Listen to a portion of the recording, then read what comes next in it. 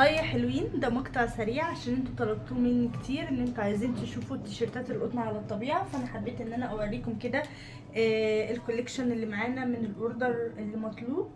بصوا ده لونه حلو قوي، وطبعا هو احنا عندنا مقاسات من اول لارج لحد 3 اكس لارج، مفيش مقاسات اطفال. بيلبس من اول 50 كيلو لحد 90 كيلو، وده بالكتير. طبعا في اوفر سايز بكم الوان مختلفه بس مش قطن، سمر ميلتون. بصوا الاشكال والحلويات بتاعتها.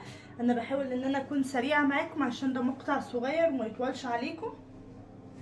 هستنى لايكاتكم وارائكم في الكومنتات، يا ريت اي حد محتاج اي حاجه يلحق يطلبها عادي. الشغل بيجي بالطلب بس هو مش موجود فوري، يعني هو بس المشكله الوحيده معانا ان الشغل بيجي بالطلب مش فوري.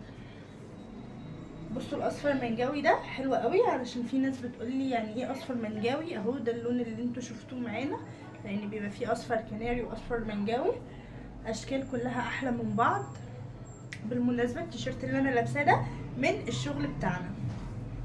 على فكره عايزه اقول لكم ان التيشيرتات الخامه بتاعتها بجد بتستحمل لبس وغسيل كتير جدا، والبرنت بتاعتها ما بتروحش بسهوله زي ما الناس تكون معتقده يعني. ده مناسب طبعا حريمي ورجالي. عندنا تشكيله مختلفه، وطبعا احنا بنقدر نحدد اذا كان هيكون حريمي ولا رجالي بناء عن البرنت نفسها، مش عن التفصيله، لان التفصيله واحده. تمام، ده الفيديو بتاع النهارده. احب انه يعني اتمنى ان هو يكون عجبكم.